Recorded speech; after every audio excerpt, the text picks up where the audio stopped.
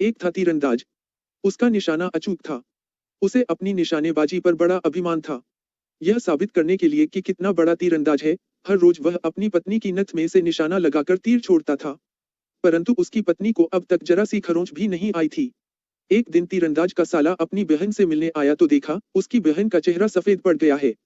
वह सूखकर कांटा हो गई है। उसने घबराकर अपनी बहन से इसका कारण पूछा।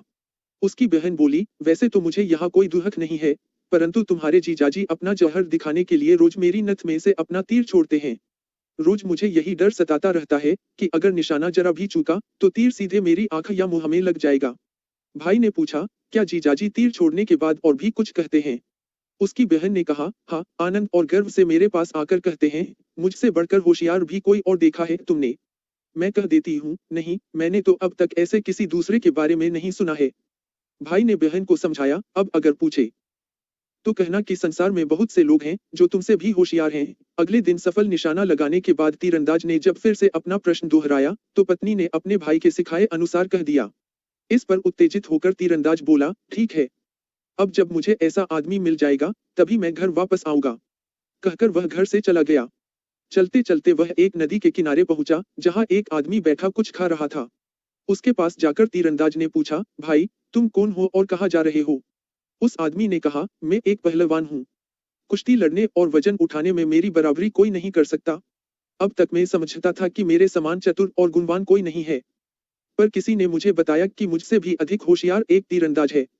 ऐसा अचूक निशाना लगाता है कि उसकी पत्नी की नथ में से तीर पार हो जाता है। पत्नी को जरा भी नुकसान नहीं पहुंचता। मैं उसी तीरंदाज को खोजने निकला हूँ। तीरंदाज ने कहा, मैं ही वह तीरंदाज हूँ। मैं भी तुम्हारी तरह अपने जैसे किसी होशियार आदमी की खोज में निकला था। आओ आगे चले, शायद और भी कोई होशियार आदमी मिल जाए। दोनों वहां से आगे चले तो एक चौराहे पर उन्हें एक आदमी मिला। उसने इन दोनों को देखा तो आवाज देकर पूछा, मित्रों, कौन हो तुम लोग और कहाँ जा रहे हो? इन दोनों ने उत्तर दिया, हम दोनों में से एक पहलवान है और दूसरा तीरंदाज। हम अपने ही समान किसी होशियार आदमी को तलाश में निकले हैं। बताओ, तुम कौन हो? उस आदमी ने बताया, मैं एक पंडित हूँ। अपनी तीव्र स्मरण शक्ति तथा विद्वत्ता के लिए मेरा बड़ा नाम है। मैं समझता था कि संसार में केवल मैं ही एक होशियार हूँ और कोई दूसरा आदमी नहीं है। मगर मुझे पता चला है कि एक पहलवान और एक तीरंदाज है, मुझसे भी बहुत गुणवान और चतुर। उन्हीं की तलाश में निकला हूँ। इन्होंने बता दिया। पंडित ने आनंद पूर्वक उनके हाथ पकड़कर कहा, आप दोनों आज से मेरे भाई हुए। मेरा घर यहाँ से अधिक दूर नहीं है। वहां चलकर खा पीकर विश्राम करिए। ये लोग पंडित के घर जाकर खा पीकर सो गए। पंडित की रसोई में लोहे का एक बहुत बड़ा हंडा रखा रहता था, जिसे 8-10 आदमी मिलकर भी बड़ी मुश्किल से उठा पाते थे। रात में पहलवान को अपनी शक्ति प्रदर्शन करने की लहर आई। उसने यह हंडा उठाकर पास वाली नदी में पानी के अंदर डुबाकर छिपा दिया। फिर दबे पांव आकर सो गया। मगर पंडित की पत्नी को आहट लग गई। उसने अपने पति को जगाया कि शायद घर में कोई चोर घुस आया है। पंडित और उसकी पत्नी ने चारों ओर देखा तो पाया कि घर की सभी वस्तुएं अपनी अपनी जगह हैं, केवल हंडा ही गायब है। पंडित ने सोचा, कोई साधारण चोर तो यह काम कर नहीं सकता। उसका शक पहलवान पर गया, क्योंकि आंगन में भारी वजन लेकर जाने के कारण मिट्टी में पैरों के गहरे निशान थे जो एक ही आदमी के थे। आते समय वजन नहीं था, इसलिए पैरों के निशान हल्के थे। पंडित ने पहलवान के पैर छूकर देखे तो ठंडे थे। वह समझ गया कि इसी ने हंडा ले जाकर नदी में छुपाया है। पैरों के निशानों का अनुसरण करते हुए वह हंडे तक जा पहुंचा। हंडे का पता लगा। पंडित भी घर आकर ऐसे सो गया मानो कुछ हुआ ही न हो। सुबह उठकर उसने दोनों अतिथियों से कहा, चलिए नदी पर स्नान कर आए। घर में स्नान की व्यवस्था कर देता, पर मेरा हंडा किसी ने गायब कर दिया है। इस पर पहलवान आश्चर्य का नाटक करते हुए बोला, इतना बड़ा हंडा कहाँ छिपाया होगा किसी ने? पंडित ने उन दोनों को लाकर उस स्थान पर खड़ा कर दिया जहां हंडा छिपा था। यहाँ छिपाया गया है हंडा। अब पहलवान और भी आश्चर्य जताता हुआ बोला, अरे, पर किसने छिपाया यह हंडा? इस बात पर पंडित जी कहते हैं कि आपने। अब तो पहलवान सच में ही चकित हो पूछने लगा, आपने कैसे जाना कि हंडा मैंने ही छिपाया है और यहाँ छिपाया है? पंडित ने सारी बात बता दी। दिन भर खाने पीने मौज मस्ती के बाद शाम को पहलवान जंगल में गया। उसे एक राक्षस ने देखा। सोचने लगा, अगर यह और इसके मित्र मेरे शिकंजे में आ जाए तो बड़ा मजा आए। उसने एक मोटे से बकरे का रूप धर लिया। पहलवान इस मोटे बकरे को पकड़ने दौड़ा। बड़ी मुश्किल से वह बकरे को पकड़कर पंडित के पास ले आया।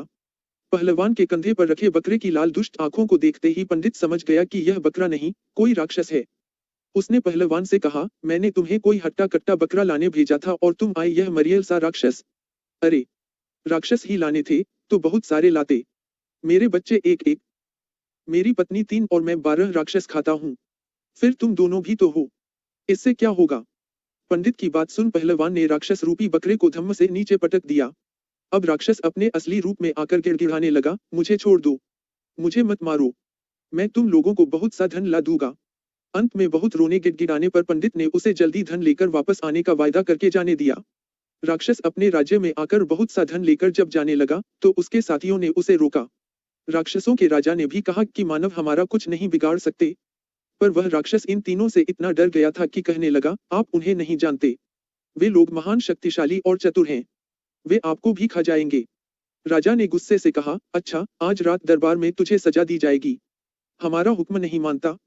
मगर राक्षस ने ढेर सारा धन लाकर पंडित के हवाले कर दिया। राक्षस ने कहा, अब हम सबका राजा मुझे मार देगा। यह सुनकर पंडित जी ने कहा, यह कैसे हो सकता है, चलो मुझे भी वहां ले चलो, अगर तुम्हारे राजा ने मेरी बात नहीं मानी तो हम उसे सजा देंगे। राक्षस डर गया। तीनों को लाकर दरबार की जगह सिंहासन के ऊपर वाले पेड़ पर बिठा दिया। रात राक्षस को राजा के सामने पेश किया गया। राजा ने डांटकर उससे पूछा, हमारे मना करने पर भी तूने उन लोगों को धन दिया, बता तुझे क्या सजा दी जाए। राक्षस हाथ जोड़कर बोला, वे साधारण मानव नहीं हैं, वे आपको भी नहीं छोड़ेंगे। आगे राजा कुछ कहता, इससे पहले ही वह डाल जिस पर तीनों बैठे थे टूट गई और ये तीनों एक के बाद एक सीधे राजा के सिर पर गिरे। राक्षस समझे ये लोग आकाश से उतरे हैं। अब तो राक्षसों का राजा भी घबरा गया। उधर ये तीनों भी मन ही मन घबरा गए, पर जानते थे अगर जरा भी घबराहट दिखाई तो राक्षस में कच्चा चबा जाएंगे।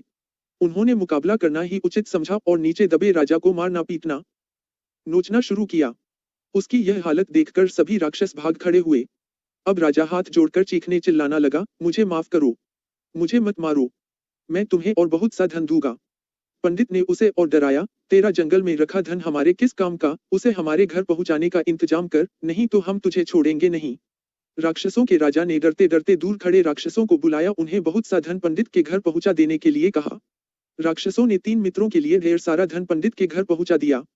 पंडित ने सारे धन के 3 भाग किए और प्रसन्नता पूर्वक दोनों मित्रों को विदा दिया। तीरंदाज ने घर आकर पत्नी को सारा धन सौंपते हुए कहा, तुमने ठीक कहा था, मुझसे भी होशियार लोग इस दुनिया में हैं। अब मैं कभी अपने आप पर घमंड नहीं करूंगा।